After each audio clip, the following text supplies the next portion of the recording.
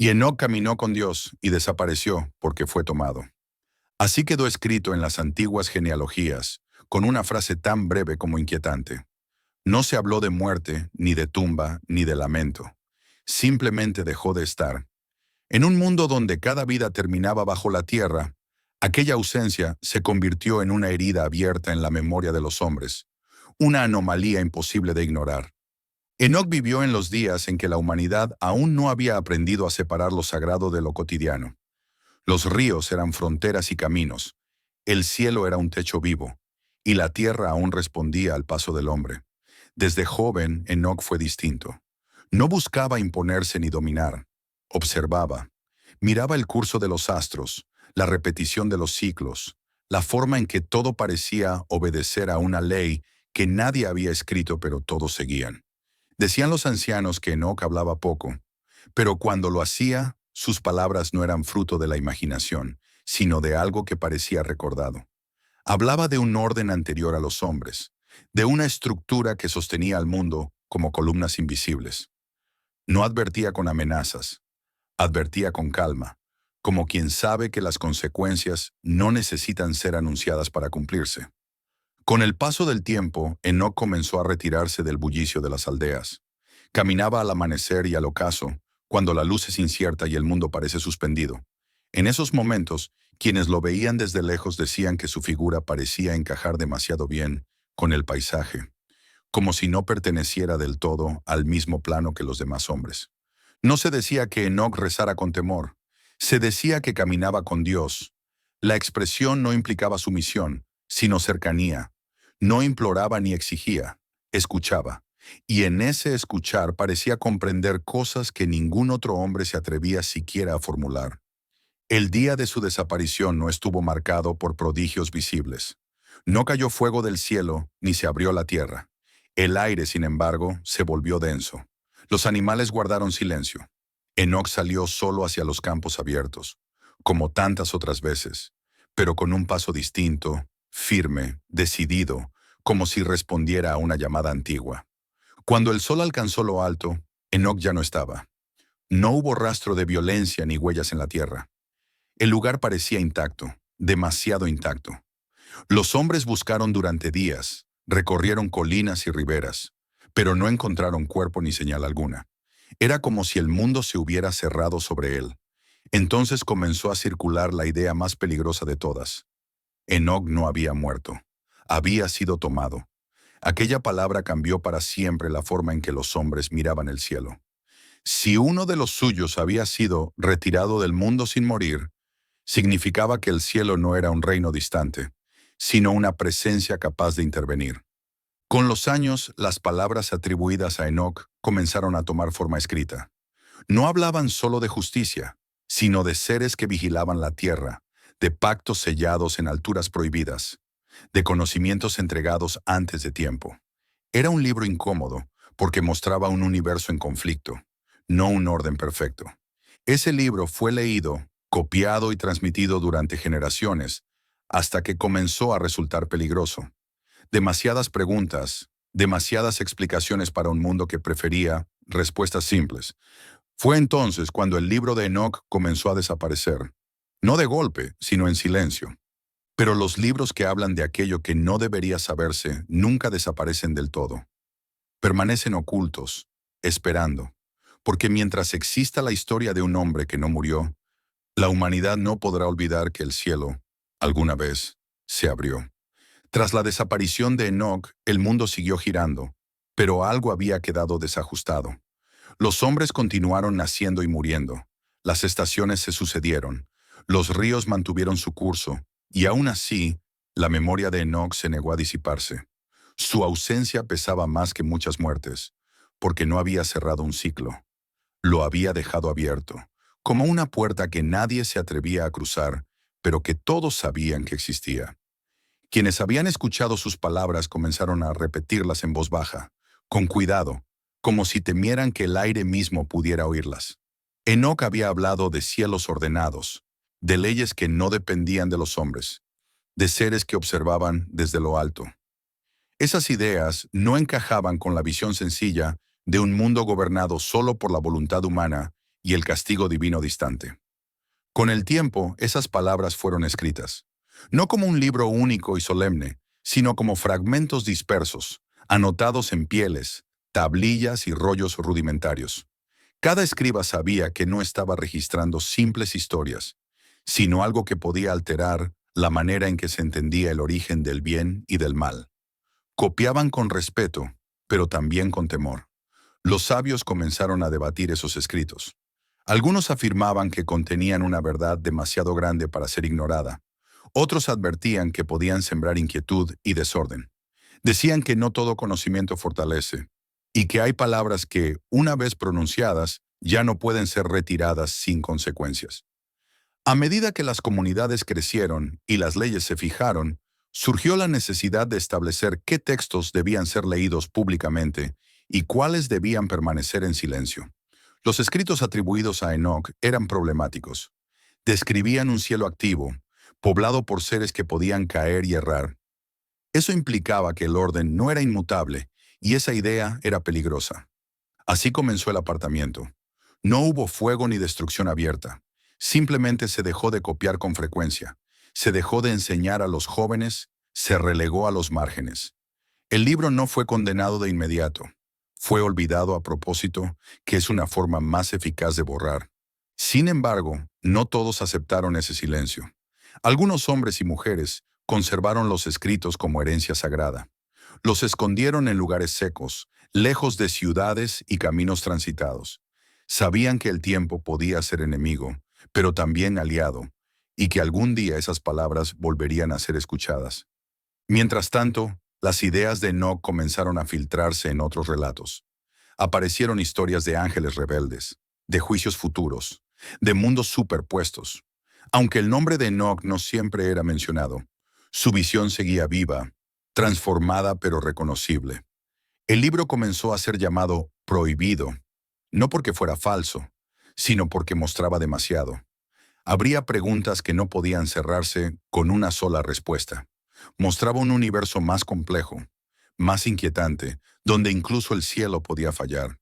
Así los libros que no debían leerse quedaron suspendidos entre el olvido y la espera. No estaban muertos, solo dormidos, aguardando un tiempo en que la humanidad pudiera mirar de nuevo hacia lo alto sin temblar.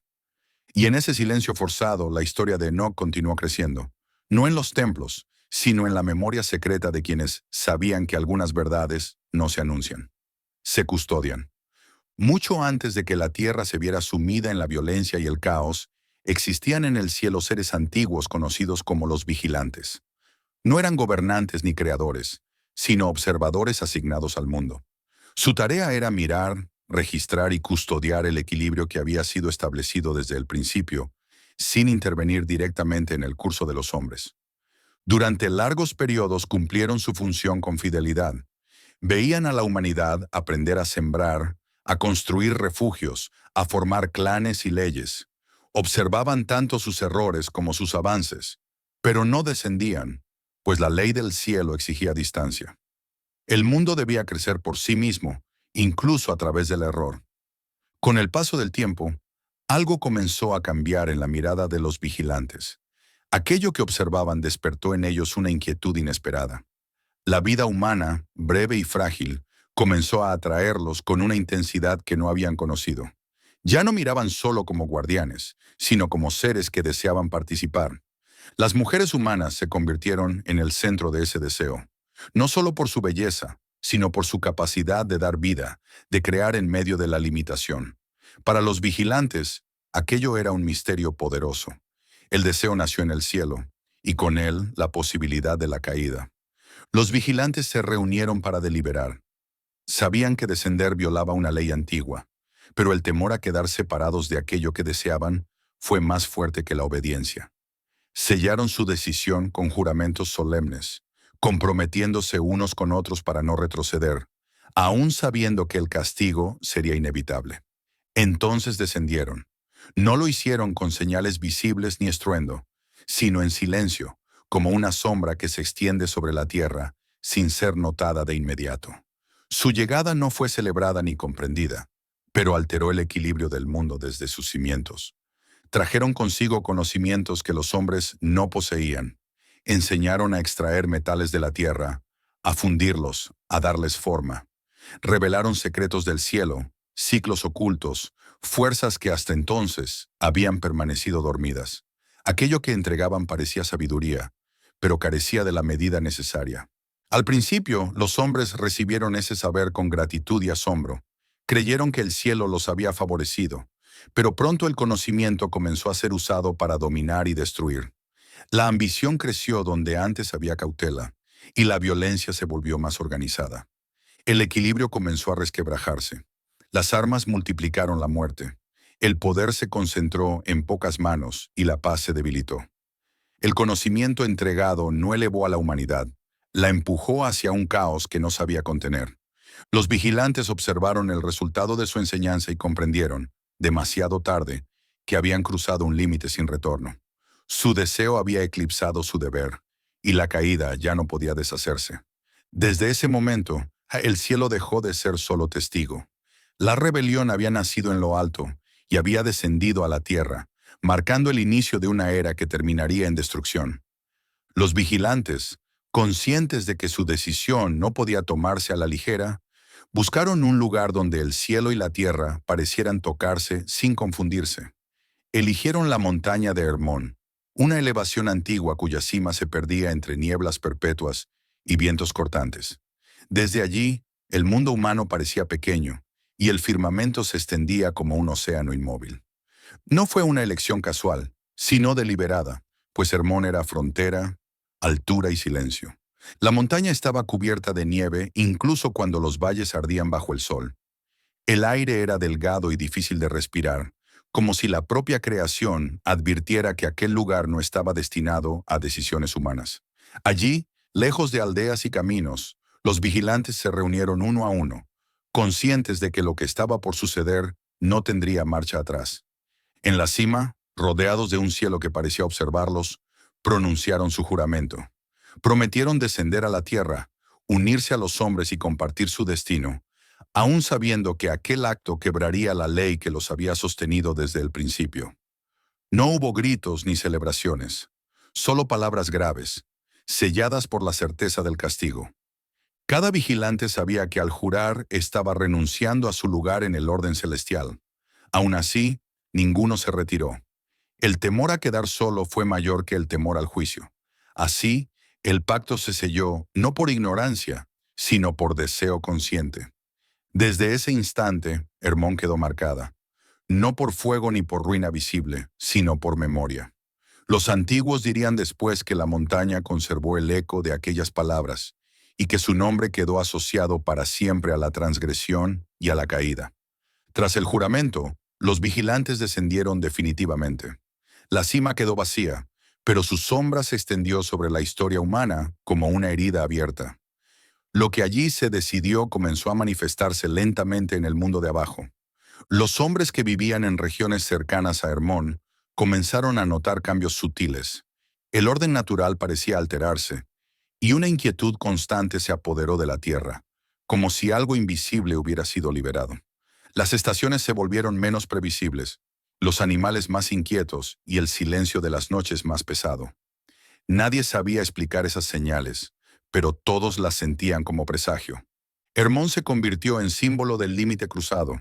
No era maldita por naturaleza, sino por haber sido testigo de una decisión que no debía tomarse. Su altura recordaba que incluso desde lo más elevado se puede caer.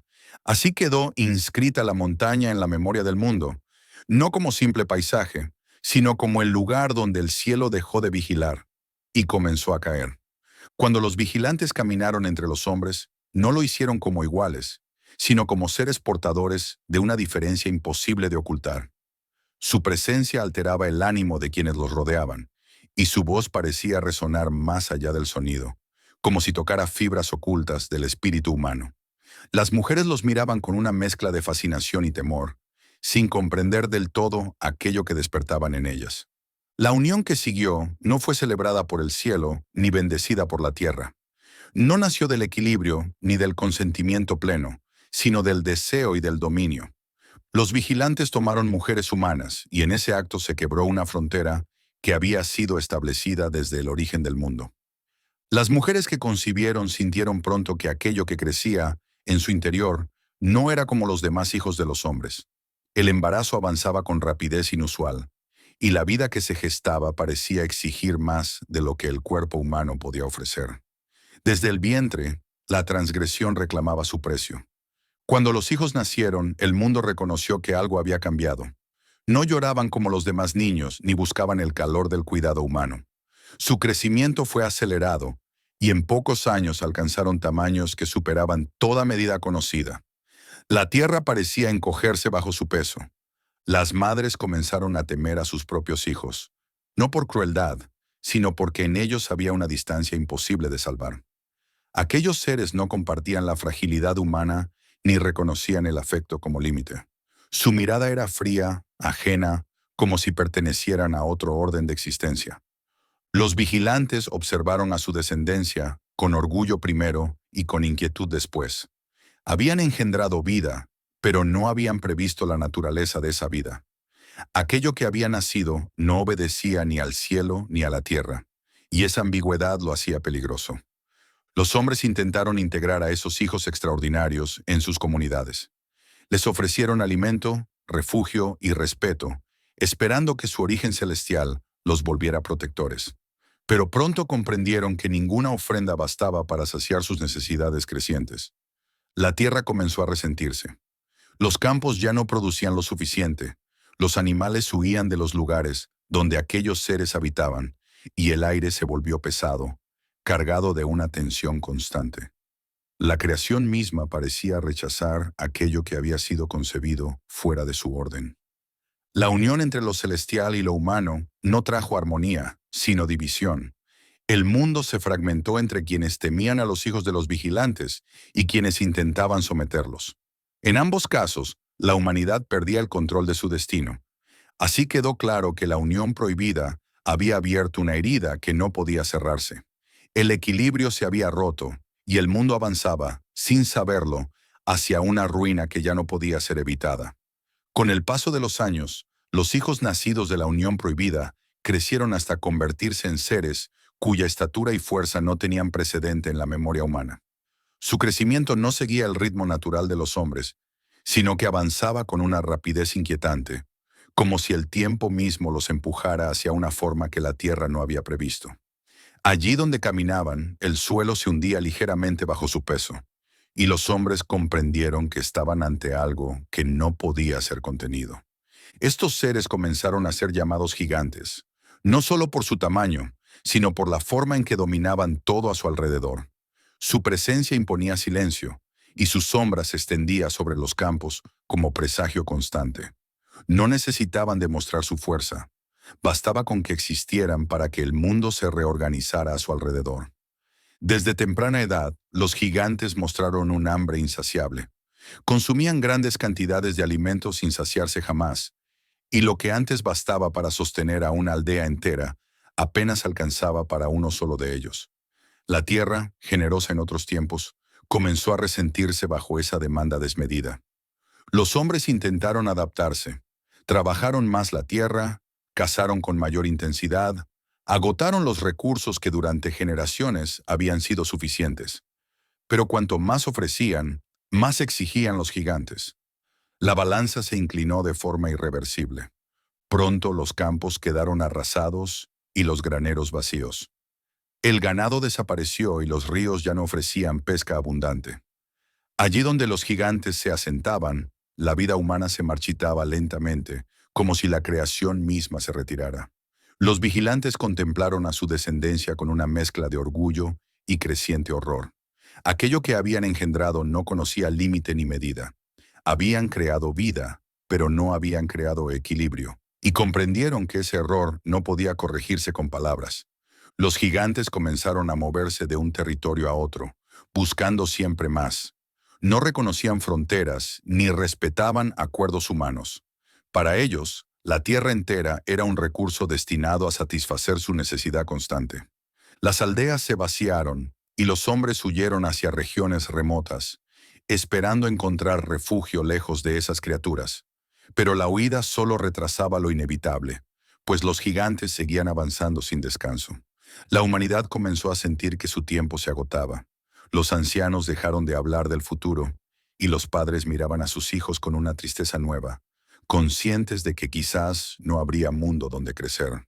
Así, el nacimiento de los gigantes marcó el momento en que la balanza del mundo se inclinó definitivamente, y la existencia humana quedó al borde de la extinción. Cuando la Tierra ya no pudo sostener el hambre de los gigantes, la necesidad se transformó en violencia abierta. Aquellos seres, nacidos sin medida, comenzaron a mirar a los hombres no como vecinos ni aliados, sino como parte del mundo que podían consumir. La frontera entre dominación y exterminio desapareció sin anuncio. Los primeros ataques fueron rápidos y devastadores. Aldeas enteras fueron arrasadas en una sola noche, y los gritos de los hombres resonaron en los valles como un lamento interminable. No hubo tiempo para organizar defensa alguna, pues la fuerza de los gigantes superaba cualquier resistencia imaginable. Pronto los gigantes comenzaron a devorar a los hombres. No fue un acto aislado ni fruto de un arrebato, sino la consecuencia directa de su hambre insaciable. La carne humana se convirtió en sustento, y con ello el mundo cruzó un umbral del que no habría retorno. Las ciudades quedaron vacías, los caminos cubiertos de restos humanos, y el miedo se convirtió en la única ley vigente. No existía refugio seguro ni lugar sagrado que pudiera proteger a los supervivientes de la furia desatada. Los vigilantes observaron la escena con desesperación. Aquellos a quienes habían dado vida y conocimiento se habían convertido en la negación absoluta de la creación.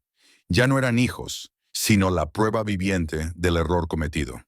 Los ríos comenzaron a arrastrar sangre, y la tierra absorbió más muerte de la que podía sostener. El aire se volvió pesado, cargado de un silencio roto solo por lamentos y pasos apresurados de quienes aún huían. El canibalismo fue entendido como la señal definitiva de la ruina total. Cuando los hombres se convierten en alimento, la civilización deja de existir y el mundo regresa a un estado previo al orden. Las oraciones de los pocos que quedaban ascendieron como un clamor quebrado. No pedían victoria ni poder, solo el fin del horror que consumía la tierra. Incluso la creación parecía unirse a ese grito silencioso. Los gigantes devoradores se convirtieron en símbolo del exceso absoluto. No representaban solo fuerza, sino la consecuencia inevitable de haber roto la medida primordial que sostiene la vida. Fue entonces cuando el cielo decidió que la existencia de los gigantes no podía prolongarse sin destruirlo todo, y comenzó a preparar una respuesta que pondría fin a aquella era oscura. Con la expansión del dominio de los gigantes, la corrupción dejó de ser un mal local y se convirtió en una condición del mundo. La tierra, que durante generaciones había respondido al cuidado humano, comenzó a mostrar señales de agotamiento. Los suelos fértiles se volvieron duros y quebradizos, los brotes se secaban antes de florecer, y los ríos, antaño generosos, reducían su caudal como si se retiraran de la vida. Los animales percibieron el desequilibrio antes que los hombres. Las manadas se dispersaron, las aves abandonaron sus rutas habituales, y las bestias se volvieron agresivas o huidizas sin causa aparente. El orden que había permitido la convivencia entre criaturas se rompió, reflejando la violencia que dominaba la superficie de la tierra. Las estaciones comenzaron a fallar. Las lluvias llegaban fuera de tiempo o no llegaban en absoluto, y los vientos traían consigo polvo estéril desde regiones donde antes había bosques. Los hombres miraban al cielo buscando respuestas, pero el cielo parecía distante, como si observara sin intervenir todavía. Las comunidades humanas se fragmentaron. Donde antes había leyes y acuerdos, surgieron disputas constantes por los pocos recursos que quedaban. La confianza se perdió y la sospecha se convirtió en defensa. El miedo gobernaba cada decisión y la memoria de un mundo ordenado se desvanecía rápidamente. Los vigilantes, al contemplar la tierra desde su nueva cercanía, comprendieron que la corrupción no era solo moral, sino estructural. Habían alterado los fundamentos mismos de la creación, introduciendo fuerzas que el mundo no estaba diseñado para sostener. La tierra reaccionaba como un cuerpo herido que ya no puede regenerarse. El aire se volvió pesado, cargado de un silencio inquietante que solo se rompía por el estruendo de la violencia. Las noches eran más largas, y los hombres sentían que algo los observaba desde todas partes, como si el mundo entero hubiera adquirido conciencia de su propia ruina. Los ancianos intentaron recordar las antiguas enseñanzas, pero sus palabras ya no encontraban eco. Las generaciones jóvenes solo conocían la lucha y el miedo, y no podían imaginar un tiempo en que la vida fuera distinta. El futuro parecía una extensión interminable del presente corrupto. La Tierra comenzó a emitir señales claras de rechazo. Tembló en regiones donde nunca había temblado. Se abrió en grietas profundas y se cerró sobre aldeas enteras. Cada catástrofe parecía una advertencia, un llamado que nadie podía ignorar por mucho tiempo. Los hombres comprendieron, con horror creciente, que la corrupción no podía ser detenida por medios humanos. Ninguna alianza, ninguna arma y ninguna huida podía restaurar el equilibrio perdido. El mundo había cruzado un umbral invisible. Así, la corrupción de la tierra se convirtió en testimonio silencioso de que el orden antiguo había sido quebrado y de que solo una intervención más allá del hombre podría detener la marcha hacia la destrucción total. Detrás de la corrupción visible se ocultaba una causa más profunda: el conocimiento que los vigilantes habían entregado a los hombres.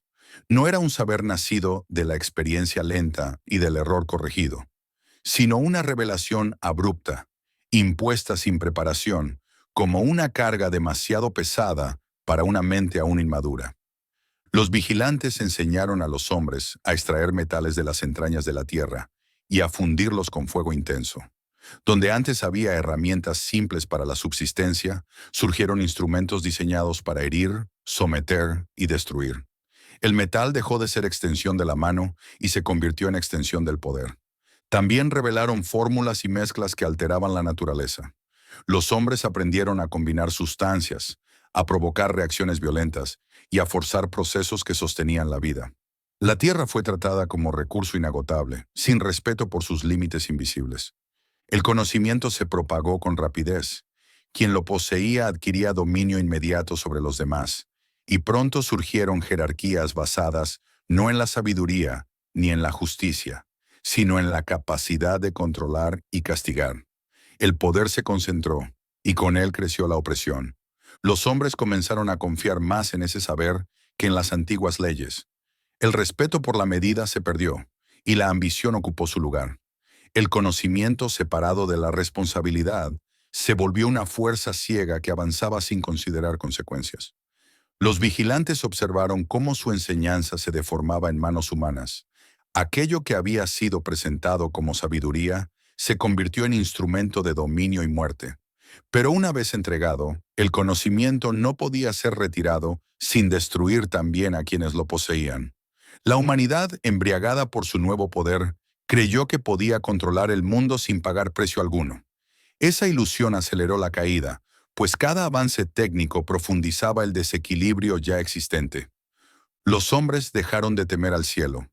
Creyeron haber descifrado sus ciclos y sometido sus leyes, y esa arrogancia se convirtió en una señal clara de que el límite había sido cruzado. El cielo, que había observado en silencio, comenzó a prepararse para responder. El conocimiento prohibido no fue llamado así por su contenido, sino por el momento en que fue entregado. Llegó antes de que la humanidad pudiera comprender su peso, y por ello se convirtió en semilla de destrucción. Así quedó claro que el mayor daño no había sido causado solo por los gigantes, sino por el saber que los había hecho posibles. Un conocimiento que, sin medida, había empujado al mundo hacia su propio fin. Con el conocimiento entregado por los vigilantes, la humanidad cambió su manera de habitar el mundo. Las armas surgieron primero como herramientas de defensa, pero pronto se convirtieron en instrumentos de dominio. El metal, arrancado de las entrañas de la tierra y moldeado por el fuego, dio a los hombres la ilusión de invulnerabilidad, y esa ilusión encendió una violencia que ya no pudo apagarse. Las forjas ardían día y noche, martillos golpeaban sin descanso, y cada golpe parecía alejar un poco más a los hombres del orden antiguo. Las espadas y lanzas multiplicaron la muerte, y la guerra dejó de ser una respuesta desesperada para convertirse en costumbre. La sangre se volvió un precio aceptable por el poder. Junto a las armas, la alquimia se expandió como un saber peligroso. Los hombres aprendieron a mezclar sustancias, a provocar reacciones violentas y a extraer esencias ocultas. La naturaleza fue tratada como un laboratorio, no como un hogar, y cada experimento alteraba un equilibrio que nadie comprendía del todo. Los ríos se contaminaron con residuos desconocidos. Los suelos se empobrecieron y el aire se volvió denso en regiones donde antes era limpio. La alquimia prometía control y prosperidad, pero entregaba desgaste y ruina. La tierra, explotada sin medida, comenzó a responder con esterilidad. La astrología completó la tríada del poder. Los hombres aprendieron a leer el cielo, a calcular ciclos y a prever eclipses. Quien dominaba esos conocimientos adquiría autoridad sobre calendarios, rituales y decisiones colectivas. El cielo dejó de ser misterio y se convirtió en herramienta de gobierno. Sacerdotes y gobernantes usaron la astrología para legitimar su dominio. Decían hablar en nombre de los astros, y los hombres los obedecían por temor a un destino escrito. Así, el cielo fue reducido a instrumento, y la humildad ante lo desconocido se perdió. Las armas, la alquimia y la astrología transformaron a la humanidad de manera irreversible. El mundo dejó de ser un espacio compartido y se convirtió en un campo de competencia constante. El equilibrio fue reemplazado por la ambición y la cooperación por la imposición. Los vigilantes observaron cómo estos saberes se combinaban y multiplicaban su efecto destructivo. Habían entregado herramientas propias de seres superiores a una especie que aún no conocía la moderación. El resultado era previsible, pero ya no podía detenerse. Los hombres, embriagados por su aparente dominio, dejaron de temer las consecuencias. Creyeron que podían alterar el mundo sin pagar precio alguno. Esa arrogancia se convirtió en señal inequívoca de que el límite había sido cruzado. Así, las armas, la alquimia y la astrología se alzaron como testigos silenciosos del fin de una era, marcando el momento en que el conocimiento dejó de servir a la vida y comenzó a servir a la destrucción. Cuando la corrupción alcanzó su punto máximo, el cielo dejó de guardar silencio. El clamor de la tierra, cargado de sangre, humo y lamentos, ascendió hasta las alturas donde se decide el destino del mundo. La creación, deformada por la transgresión, exigía una respuesta que ningún poder humano podía ofrecer. La intervención no llegó como un arrebato de ira, sino como una decisión firme y antigua. El orden había sido quebrado, y aquello que había nacido de la rebelión no podía continuar existiendo sin destruirlo todo. El cielo se dispuso a restaurar lo que había sido desfigurado. Los vigilantes fueron llamados a rendir cuentas. Aquellos que habían descendido con deseo y soberbia escucharon palabras que no podían refutar. Se les mostró el resultado de sus actos: la tierra exhausta, la humanidad al borde de la extinción y la creación entera herida.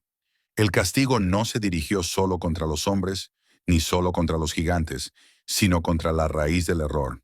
El cielo dejó claro que ninguna jerarquía está por encima de la ley que sostiene el universo. Incluso quienes vigilaban podían caer y ser juzgados. Los gigantes fueron sentenciados a desaparecer. No podían ser reformados ni contenidos, pues su existencia misma era incompatible con la continuidad del mundo. Su fuerza desmedida había roto la medida primordial. La intervención divina fue restauración, no venganza. El propósito no era destruir por destruir, sino impedir que la creación se deshiciera por completo bajo el peso del exceso y la ambición. Se manifestaron señales en la naturaleza. Los cielos se oscurecieron, la tierra tembló en regiones que nunca habían temblado, y las aguas comenzaron a agitarse como si despertaran de un largo letargo. Todo anunciaba que un cambio definitivo se acercaba. Los hombres comprendieron que el tiempo de la indulgencia había terminado. El mundo que conocían, marcado por violencia y orgullo, estaba llegando a su fin. Ninguna fortaleza ni conocimiento podía salvarlo ahora. El juicio fue pronunciado sin apelación. Las decisiones tomadas desde el principio convergieron en ese momento, y el destino del mundo antiguo quedó sellado. Así comenzó la fase final de la purificación, cuando el cielo tomó el control del curso de la historia para restaurar el orden perdido. Tras la sentencia pronunciada en los cielos, los vigilantes comprendieron que su destino ya no estaba ligado al de los hombres ni al curso de la tierra. Aquellos que habían descendido por deseo serían separados para siempre del mundo que habían corrompido. El castigo no fue inmediato ni violento, sino absoluto, pues se les retiró aquello que más definía su naturaleza, la libertad de observar y actuar. Los vigilantes fueron arrancados del plano visible y conducidos a regiones apartadas de la creación. No eran lugares de fuego ni tormento activo, sino espacios de oscuridad densa, donde el tiempo no fluía como lo conocían los hombres. Allí, la espera se convirtió en castigo y la conciencia de la culpa en carga eterna. Estos abismos no pertenecían a la tierra ni al cielo conocido. Eran grietas del orden, cavidades del cosmos destinadas a contener aquello que no podía ser destruido sin alterar el equilibrio total. En esos lugares, los vigilantes quedaron atados, no por cadenas materiales, sino por la imposibilidad de intervenir. El silencio era absoluto. No había voces humanas ni sonidos de la naturaleza, solo la memoria constante de lo que habían sido y de aquello que habían perdido. Para los vigilantes ese recuerdo era más severo que cualquier dolor físico. El encierro fue decretado hasta un tiempo lejano, más allá de las generaciones humanas. No se les concedió la aniquilación, pues incluso su existencia debía servir como testimonio del límite quebrado. Su castigo era permanecer conscientes, sin poder reparar el daño causado. Así se explicó por qué los vigilantes ya no caminaban entre los hombres. No habían desaparecido, habían sido neutralizados. El mundo quedó libre de su influencia directa, aunque marcado para siempre por sus actos. Los hombres, al no verlos más, comenzaron a atribuir los males persistentes a otras fuerzas. Sin embargo, los sabios sabían que la raíz de la corrupción había sido contenida, no erradicada por completo. El encierro de los vigilantes se convirtió en símbolo del límite impuesto incluso a los seres del cielo. Nadie estaba por encima de la ley que sostiene el universo. La historia conservó ese encierro como advertencia. La transgresión no siempre termina en destrucción inmediata. A veces se prolonga en espera y memoria. Así, los vigilantes quedaron fuera del curso del mundo, y la creación continuó, sabiendo que incluso los guardianes pueden caer y ser juzgados. Una vez contenidos los vigilantes, el cielo dirigió su mirada hacia la tierra. La corrupción persistía, pues el daño causado no podía revertirse solo con el encierro de quienes lo iniciaron. El mundo había sido alterado en su raíz, y la humanidad, debilitada y dividida, ya no podía restaurar el equilibrio por sí misma. Entonces fue anunciado el diluvio, no como sorpresa ni castigo repentino, sino como sentencia revelada con claridad. El agua, que había sido fuente de vida, sería ahora instrumento de purificación. La creación sería devuelta a su estado primigenio para comenzar de nuevo. El anuncio se extendió entre los hombres como un murmullo inquietante. Algunos lo escucharon con temor, otros con incredulidad. No podían imaginar un final tan vasto, una destrucción que no distinguiera entre ciudades y desiertos, entre poderosos y débiles. Los gigantes, en su arrogancia, despreciaron la advertencia. Se creían invencibles, ajenos a cualquier juicio. Para ellos, el anuncio del diluvio fue solo un desafío más, una amenaza vacía que no podía alcanzarlos. Los hombres comunes, agotados por la violencia y la escasez, comenzaron a dividirse. Algunos buscaron refugio en lugares elevados, otros se entregaron a la desesperación. La idea de que el mundo entero pudiera desaparecer bajo las aguas quebró incluso a los más fuertes. La tierra comenzó a mostrar señales inequívocas.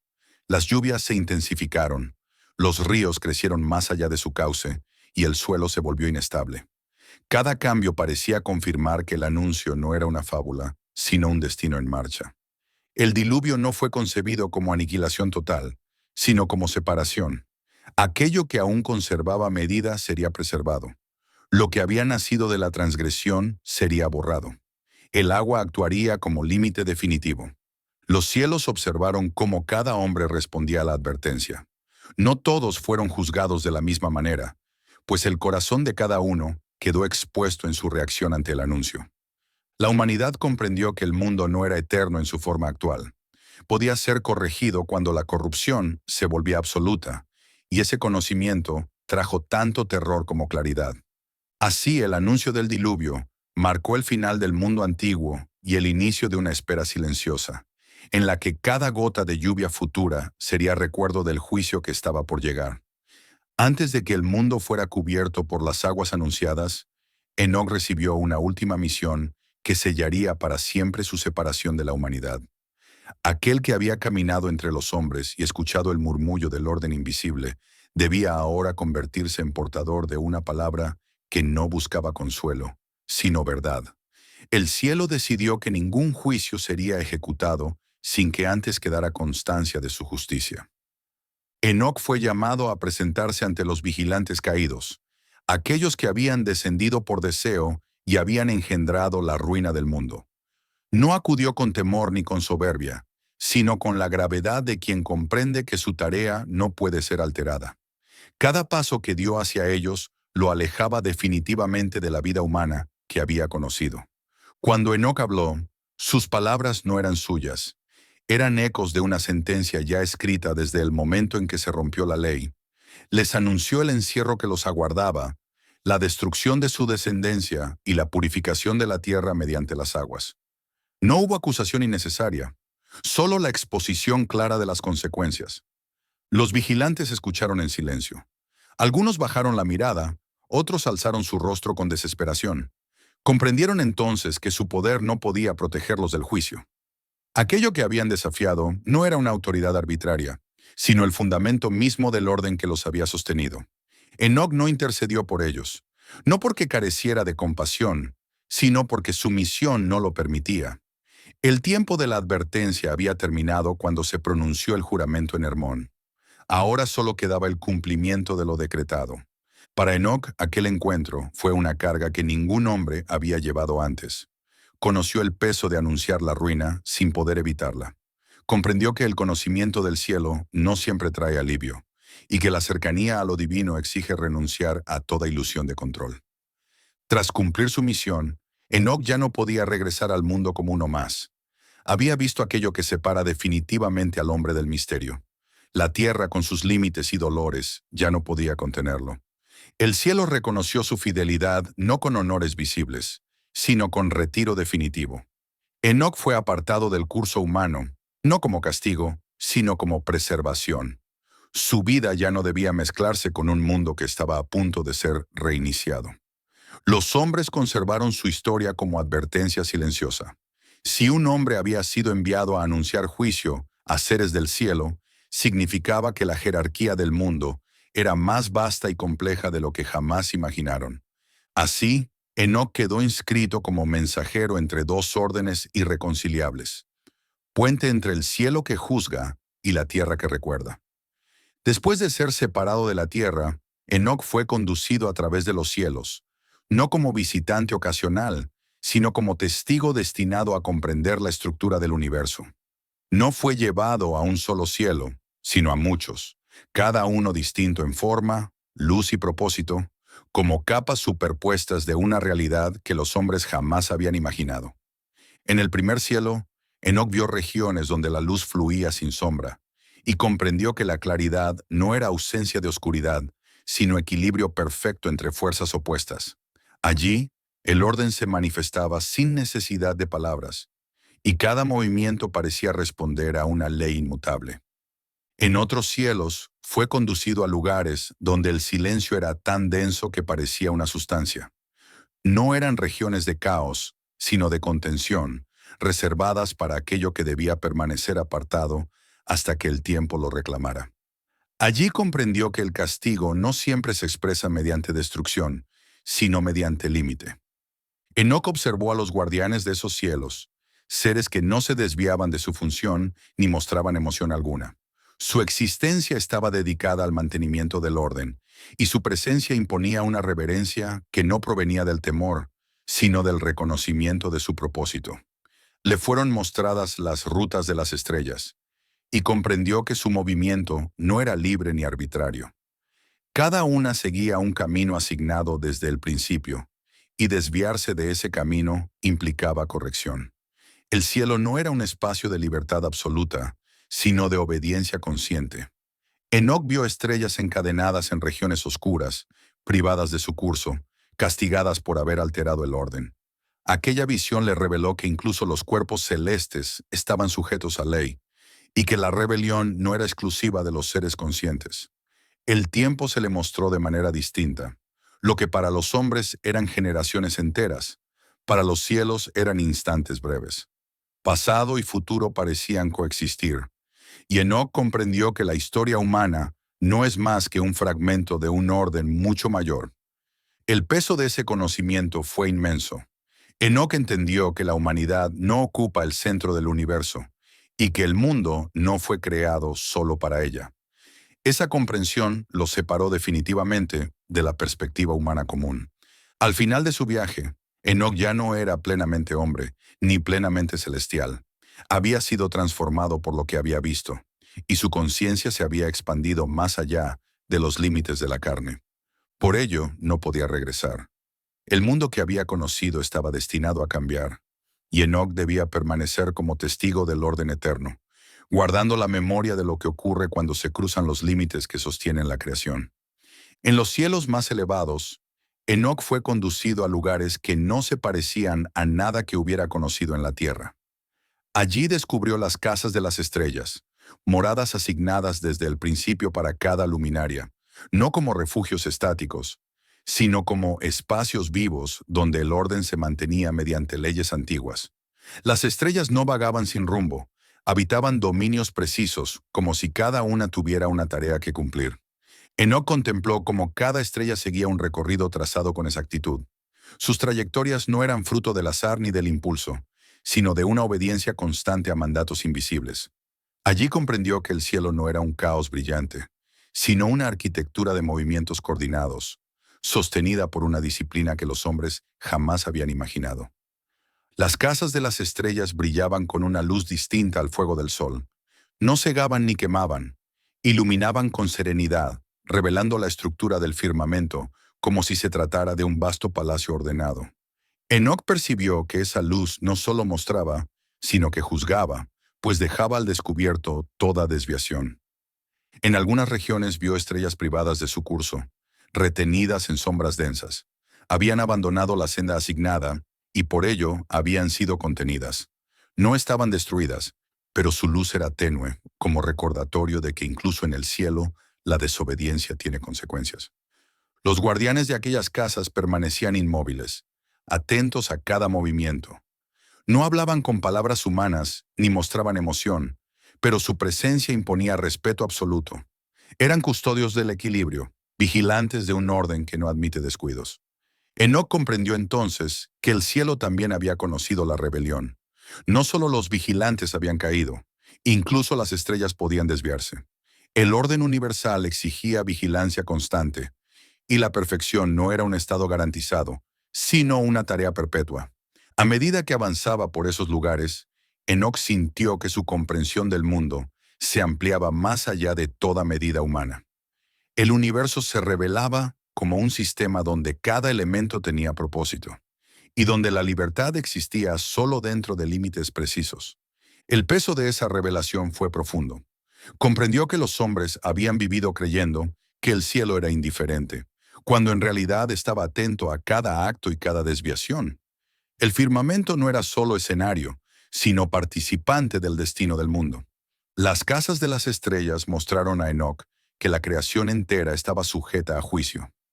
No había rincón sin ley ni altura sin responsabilidad. Todo lo que existe responde a un orden que no puede ser quebrado sin consecuencias. Con esa visión grabada en su conciencia, Enoc supo que la memoria de las casas de las estrellas debía ser preservada. Eran testimonio de que incluso lo más elevado puede caer, y de que el equilibrio es el fundamento de toda existencia. Tras la destrucción de los gigantes y el encierro de los vigilantes, el mundo no quedó en completa quietud. Algo persistía, invisible pero activo, como una herida que no termina de cerrar. Los cuerpos de los gigantes habían sido abatidos, pero su esencia no se disolvió con la muerte. Permaneció errante sobre la tierra. Estos espíritus no pertenecían ya al cielo ni a la tierra. No podían ascender, pues su origen estaba manchado por la transgresión, ni podían descansar entre los hombres, porque no compartían su naturaleza. Así comenzaron a vagar sin reposo, buscando influir en un mundo que ya no podían dominar abiertamente. Los hombres comenzaron a percibir su presencia de formas sutiles. No los veían con los ojos, pero sentían su peso en los pensamientos, en los impulsos súbitos de violencia y codicia, en la pérdida de la medida. Aquello que antes había sido dominación visible se convirtió en corrupción interior. Así surgió la figura del demonio, no como creador del mal, sino como residuo de una caída anterior. Estos espíritus no podían crear ni destruir por sí mismos, solo podían amplificar aquello que ya existía en el corazón humano. Se alimentaban del desorden y de la ruptura del equilibrio. Los sabios comprendieron que estos espíritus eran la herencia de la transgresión. No eran enviados del cielo, sino restos de un error que no podía ser borrado sin alterar el curso de la creación. Su existencia era testimonio permanente de lo que ocurre cuando se rompen los límites. Los demonios se movían allí donde el miedo era más fuerte, donde la violencia encontraba terreno fértil. No imponían el mal, lo susurraban, lo empujaban, lo volvían habitual. El mundo, debilitado por la corrupción, se volvía vulnerable a su influencia. La humanidad aprendió entonces que el castigo no siempre elimina las consecuencias. Aunque los gigantes habían caído y los vigilantes estaban encadenados, el mundo seguía cargando con los ecos de aquella era. El pasado no se borra, se transforma. Los antiguos comenzaron a enseñar que la vigilancia debía ser constante, no solo contra enemigos visibles, sino contra la pérdida de la medida interior. El verdadero peligro ya no descendía del cielo, sino que habitaba en la fragilidad humana amplificada por aquellas presencias errantes. Los demonios se convirtieron en símbolo de una verdad incómoda. El mal no siempre llega como invasión, sino como recuerdo persistente de una caída no resuelta. Combatirlo exigía más que fuerza, exigía conciencia y límite. Así, los ángeles caídos dejaron de ser actores directos y se transformaron en advertencia viva. Su sombra se extendió a lo largo de las generaciones, recordando a los hombres que toda transgresión deja huellas que ningún diluvio puede borrar por completo. Después de haber contemplado las casas de las estrellas y la suerte de los espíritus errantes, Enoc fue llevado a conocer un tiempo que aún no había llegado. No era un lugar, sino un momento futuro, tan firme y real como la tierra bajo los pies, aunque separado por generaciones incontables. Allí comprendió que todo cuanto había ocurrido no era un fin, sino un proceso encaminado hacia una resolución definitiva. En aquel tiempo futuro, el juicio no se presentaba como una tormenta repentina, sino como la culminación de una historia larga y cargada de decisiones. Cada acto cometido desde el inicio del mundo avanzaba silenciosamente hacia ese día, como ríos que, sin importar su recorrido, terminan por desembocar en el mismo mar. Nada quedaría fuera de ese encuentro final. Enoc vio que no solo los hombres serían llamados a rendir cuentas, también los espíritus errantes, los vigilantes encadenados y toda fuerza que hubiera participado en la corrupción del orden serían expuestos ante la ley suprema. El juicio alcanzaría a todo aquello que hubiera quebrado la medida establecida desde el principio. Los tronos fueron preparados con una solemnidad que no admitía apelación. No eran asientos de poder arbitrario, sino símbolos de un orden que no podía ser negociado. La verdad se manifestaría sin velo alguno, y todo lo oculto sería revelado, no para humillar, sino para restaurar. Para los justos, aquel juicio no era motivo de terror, sino de descanso. El sufrimiento acumulado, las injusticias no reparadas y las pérdidas sin explicación encontrarían finalmente sentido. El mundo no estaba condenado a permanecer en el desorden para siempre. Para quienes habían persistido en la transgresión, el juicio representaba el cierre definitivo. No habría más oportunidades ni ciclos de espera. El tiempo de la ambigüedad terminaría, y cada ser ocuparía el lugar que su conducta había determinado. Enoc comprendió que el anuncio de este juicio era, en sí mismo, una advertencia para todas las generaciones. El presente no es absoluto ni definitivo. Está orientado hacia una resolución que trasciende la vida individual. El futuro mostrado a Enoc no estaba lleno de imágenes de destrucción, sino de claridad. El orden no sería impuesto por la fuerza, sino revelado como la única estructura posible para sostener la creación.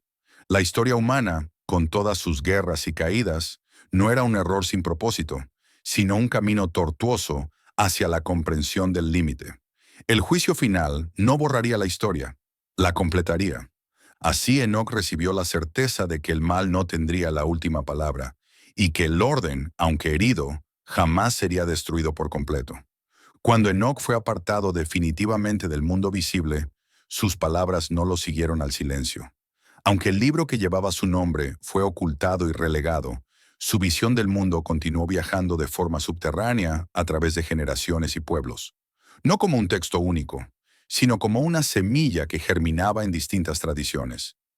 Las ideas de ángeles que caen, de cielos organizados y de un juicio futuro, reaparecieron en relatos posteriores, aun cuando el nombre de Enoc no era pronunciado. Aquellos que transmitieron estas ideas quizá no supieron su origen exacto, pero reconocieron su fuerza para explicar un mundo marcado por la injusticia y el desorden. En las enseñanzas transmitidas de padres a hijos, comenzó a consolidarse la noción de que el mal no surge únicamente del corazón humano, sino también de influencias antiguas que alteraron el equilibrio inicial. Esta visión ofrecía consuelo a quienes sufrían, pues situaba su dolor dentro de una historia más amplia. El relato de un cielo activo y vigilante influyó en la forma en que los hombres imaginaron lo sagrado. El mundo ya no era visto como un espacio abandonado, sino como un territorio observado, donde cada acción tenía resonancia más allá de lo inmediato. Con el paso del tiempo, nuevas religiones y doctrinas retomaron fragmentos de esa visión, aunque adaptadas a otros lenguajes y símbolos, conservaban la estructura esencial: un orden quebrado, una intervención correctora y una restauración final. Los escribas que copiaron textos posteriores suavizaron o endurecieron ciertos elementos, pero el núcleo permaneció intacto. La idea de que el mundo había sido alterado por una transgresión antigua se convirtió en un eje interpretativo poderoso. Incluso cuando el libro de Enoc fue considerado peligroso o incómodo, no pudo ser borrado por completo. Su influencia se filtró en himnos, leyes y relatos apocalípticos que retomaban su visión sin citarlo. Así, Enoc se convirtió en una presencia invisible, moldeando el pensamiento espiritual de pueblos que jamás leyeron directamente sus palabras. Su legado no fue una doctrina cerrada, sino una forma de mirar el mundo. La exclusión del libro no apagó su voz, la dispersó. Cada tradición tomó aquello que podía soportar y lo integró en su propio relato del origen y el destino. De este modo, el libro de Enoc continuó viviendo en la sombra, no como un texto olvidado, sino como una corriente subterránea que seguía alimentando la pregunta más antigua: ¿por qué el mundo es como es y hacia dónde se dirige? Cuando el tiempo avanzó y las aguas del diluvio se retiraron, el mundo volvió a respirar, pero ya no era el mismo. La tierra había sido limpiada, aunque no olvidada. Bajo el barro recién asentado yacían las huellas de una era que no debía repetirse, y en la memoria invisible del mundo permanecían las consecuencias de la transgresión antigua. Los hombres que sobrevivieron heredaron un mundo silencioso, cargado de advertencias que no siempre supieron leer. El nombre de Enoc no fue pronunciado en voz alta durante mucho tiempo, pero nunca desapareció del todo. Pasó de boca en boca como un susurro, como una historia que no se cuenta a los niños, pero que los ancianos recuerdan cuando el fuego se apaga. Enoc fue recordado no como rey ni como profeta, sino como testigo, como aquel que había visto demasiado y por ello había sido apartado. Sus palabras, ocultas en libros prohibidos, siguieron existiendo al margen de los grandes relatos. No fueron destruidas porque incluso quienes las temían comprendían que borrar por completo un conocimiento tan antiguo podría desatar consecuencias aún mayores. Así, los escritos de Enoc permanecieron ocultos, esperando tiempos en que los hombres pudieran mirarlos sin confundir advertencia con tentación. El legado de Enoc no fue una promesa de poder, sino una lección sobre los límites. Enseñaba que el conocimiento entregado sin medida conduce a la ruina, que incluso los seres del cielo pueden caer si olvidan su función, y que la creación no tolera la desmesura sin responder. Estas verdades, transmitidas de forma fragmentaria, moldearon la conciencia de generaciones enteras. Los hombres aprendieron, lentamente, que el mal no siempre llega como invasión repentina, sino como consecuencia de decisiones acumuladas. La historia de los vigilantes, de los gigantes y del castigo no hablaba solo del pasado, sino de un patrón que podía repetirse siempre que se ignoraran los límites establecidos. Con el tiempo, nuevas civilizaciones surgieron sobre los restos de las antiguas. Levantaron templos, escribieron leyes y observaron el cielo buscando respuestas. Sin saberlo, muchos repitieron los mismos gestos que habían llevado a la ruina anterior, acercándose peligrosamente a fronteras que no comprendían del todo. El legado de Enoc se manifestó entonces como una sombra persistente. No imponía obediencia, pero recordaba que toda acción tiene eco, que el cielo observa, no como vigilante cruel, sino como guardián de un equilibrio que no puede romperse sin consecuencias. Algunos hombres interpretaron su historia como mito, otros como advertencia literal, pero incluso aquellos que la consideraron fábula reconocieron su fuerza, pues hablaba de algo profundamente humano. La tentación de ir más allá sin comprender el precio. Así, Enoc quedó inscrito en la historia como el hombre que cruzó el umbral y regresó solo con palabras. No para gobernar, no para salvar, sino para recordar. Su destino mostró que el conocimiento absoluto no pertenece al hombre y que acercarse demasiado a él exige renunciar a la vida común. Y el mundo continuó, generación tras generación, bajo un cielo que había caído una vez y que podía volver a caer. Porque mientras exista la historia de Enoc, los hombres sabrán que el orden no es eterno por sí mismo, sino que debe ser respetado, o de lo contrario, el pasado encontrará la forma de repetirse.